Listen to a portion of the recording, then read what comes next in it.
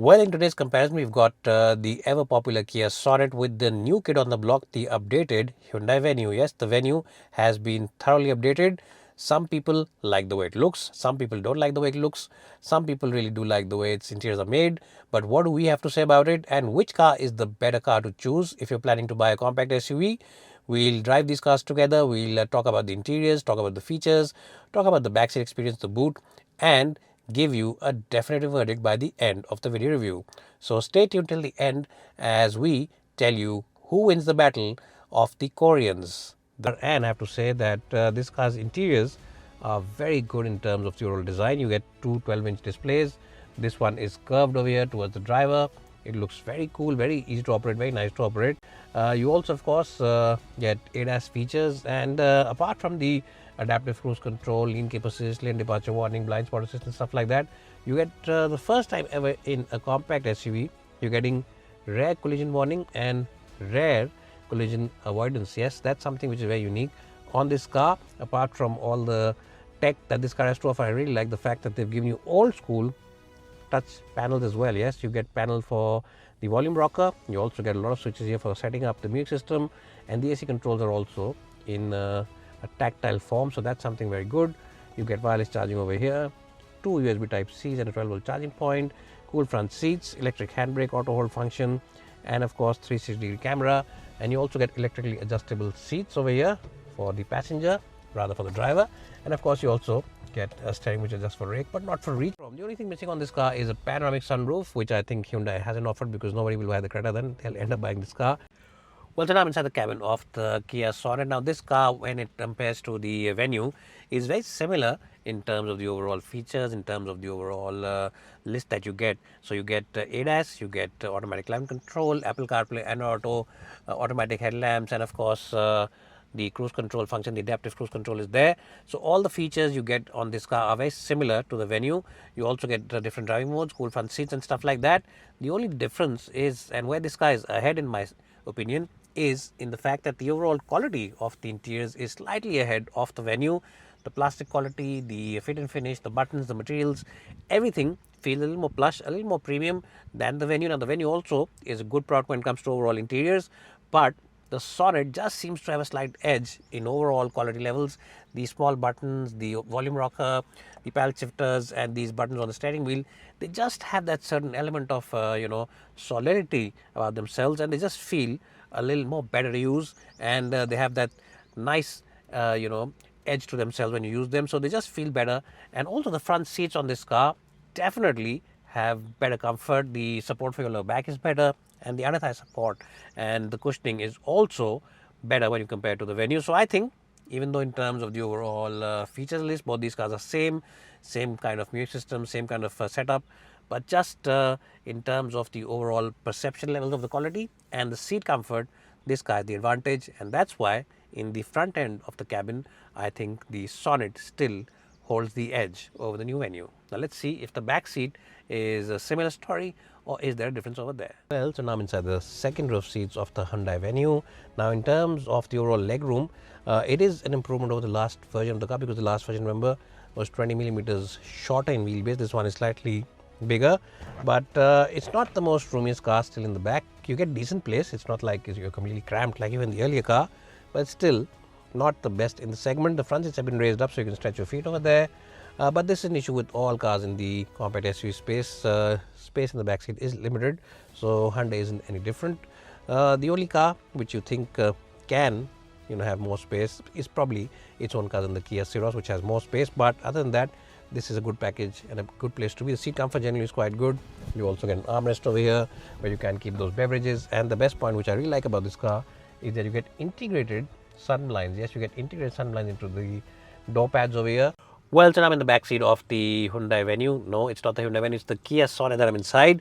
I was just checking if you're paying attention or not. Now, the knee room on this car is limited. That's been the issue of this car when it was launched way back in 2020. And when you compare it with the Venue still has marginally more knee room than this car. So the Venue wins the battle of the knee room. That said, the front seats have been raised up so you can stretch your feet over here.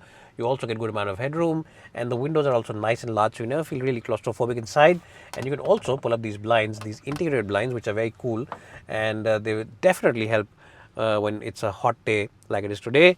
You also get an armrest where you can keep a couple of beverages, or you can of course fold it away, and it's a wide car, so 3 people can sit. The seat comfort in itself is quite good. The cushioning, the padding, everything is good. The backrest angle is very good, and the knee and hip angle is also at a nice 90 degrees, so you sit very comfortably. 2 USB Type Cs, a place where you can keep your cell phone, air purifier, which the Venue also gets, and of course you also get AC vents at the back. So overall, the Venue definitely has better knee room. But that said, the Sonet also is a nice and comfortable place to be in, and I think the seats themselves are quite good. In terms of the space, it looks nice and square. There's a bit of a loading sill, but that is present on all cars in the segment. Most of the cars in the segment have a loading sill. There's also a subwoofer here from Bose, which eats up into a little bit of space, but I think you can easily forgive it because the sound quality is quite good. What you really like about the boot is that it's wide and the aperture is quite big. So in case your mother-in-law is coming from the hills, then the boot is sufficient enough to pack all her clothes, all her luggage, and drop her back in the airport. You don't have to hire a separate Innova for that. Overall, I'll give it a good score of 8.5 out of 10. Well, so if you compare the boot of the Sonet with the Venue, it's clear that the Sonet has a bigger boot, it has a deeper boot, it's also got more space, which simply means that you can easily carry a couple of big laptop bags extra inside this car's boot, or maybe if you're traveling to the hills, you can carry a duffel bag and keep another couple of days clothes with you. So the clear winner in the boot department is the Kia Sonet. It's better than the Hyundai Venue. Well, so now I'm driving the Hyundai Venue 1-litre turbocharged engine, and this is of course the N-Line version. Now, if you'd ever driven the older N-Line, you would have said that the suspension on that car is very stiff, overtly stiff, but no such case with this car. The suspension setup is very well tuned. You feel very nice and relaxed on the highway because the stiffness is quite good to give you good stability. In the city also, it soaks in most of the bumps and potholes quite well, and when you push it in corners, there is of course a little bit of body roll because this is a tall car, it's a high set car, so there will be a little bit of body roll, but it's not too much, so you never feel unnerved when you're driving this car or nervous on the highway. So those are good points. What is the steering wheel all about? Well, compared to the regular version, there's a little more weight in the steering wheel. We did drive the regular version very briefly in the morning, and there is of course a little more weight in the steering wheel, and most average car buyers and most average drivers who drive from office and back to home, and of course those weekend getaways to the hills, they will be more than satisfied and will not feel tired in the least. So those people will be quite happy with the Venue N-Line. What you'll also be happy about is the fact that the noise inside the car is very well controlled. Yes, if you drive it in the sport mode, there is that rumble of the exhaust. It's not a very loud one, but you can hear it. But it's a good thing because remember, when you're sitting inside this car and ripping it on the highway, you should not feel irritated by the exhaust notes, or your family members should not feel irritated, and they will definitely feel very calm and quiet inside the cabin. It's only in the exhaust note becomes loud when you drive it in the sport mode. If you drive it in the normal mode or in the eco mode, the exhaust is slightly muted and will feel quite okay inside this car. What you'll also appreciate about this car is the visibility. Visibility all across is excellent. Front visibility, you get this huge bonnet line, which you can see because it's a flat bonnet. Side view mirrors are nice and large, and of course that blind spot assist is also there, so you can easily see all those cars which are coming in, or those vehicles which are coming in, and you can't find them. And apart from that, the gearbox, the 7-speed dual clutch which you're driving today, the automatic version, it really is a fantastic gearbox, both in terms of the upshifts as well as the downshifts. You can use the paddle shifters behind the steering wheel, or you can use the gear lever and put it on the right side. You pull it back, it goes down a gear. You pull it forward or push it forward, it goes up a gear.